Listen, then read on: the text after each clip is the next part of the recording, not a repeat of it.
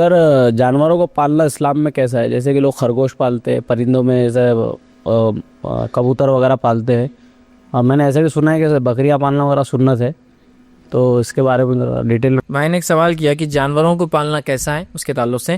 بہرحال جانوروں کے تعلق سے جتنے آپ کے سوالات ہیں اس کے تعلق سے بتا دوں.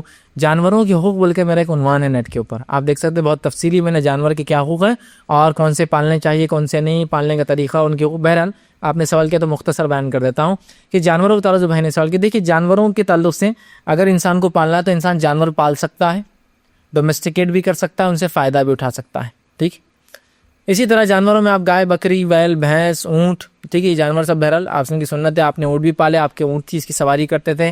آپ کے پاس بکریاں تھی، ٹھیک ہے، آپ بکریوں کو بہرحال چرایا بھی کرتے تھے اپنی جوانی. اور ہر نبی کے بارے میں آپ نے فرمایا، انبیاءوں کی جو سنت ہے ان میں سے ایک سنت یہ ہے کہ ہر نبی نے بکری چرائی، سب نبیوں نے بکریاں چرائی. اور جس نے اپنی بچپن میں بکری نہیں چرائی تو اللہ نے جوانی میں چروایا. ایسا موسیٰ علیہ السلام بچپن میں تو بادشاہ کے گھر میں تھے لیکن جوانی میں بکریاں چرائے. ٹھیک، تو بہرحال ہر نبی نے بکری چرائی، تو بکری پالنا سنت ہو گیا. ٹھیک، لیکن اگر آپ کوئی بھی جانور کو پالتے تو اس کا حق ادا کرنا آپ کے لیے ضروری ہوگا. یاد رکھیے، جیسا مچھلیاں پالتے تو ان کو کھانا کھلانا، چونکہ جنگلی نہیں ہے آپ کے پاس پلیے.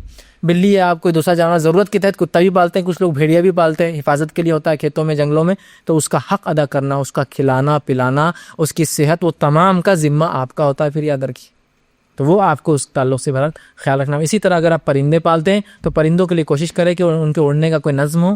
اگر اڑنے کا نظم نہیں ہے تو بھی بہرحال پرندے کا پالنا جائز ہے، اس لیے کہ آپ ان کے بارے میں حدیث میں آتا ہے کہ آپ ایک بچے کو ہنسانے جایا کرتے تھے.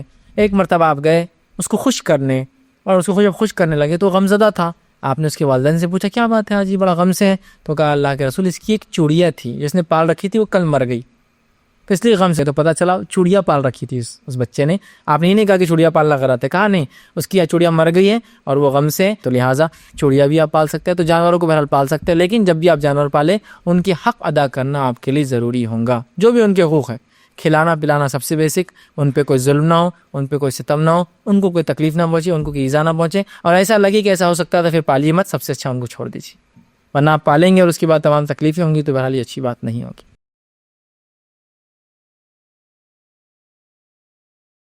السلام علیکم. آپ بھی ہمارے اس کام میں تعاون کریں اپنی زکات و صدقات کے ذریعے. ڈونیشن ڈیٹیلز کے لیے ڈونیٹ اس پر کلک کریں. اگر آپ کو ہمارے ویڈیوز پسند آئے ہیں تو اسے شیئر کریں اور سب کے حقدار بنیں. روزانہ ہمارے ویڈیوز کو پانے کے لیے ہمارے YouTube چینل کو سبسکرائب کریں اور بیل آئکن دبائیں. ہم سے دیگر سوشل میڈیا پر جڑنے کے لیے ویڈیو میں دیے گئے آئی ڈی کو سرچ کریں. جزاک اللہ.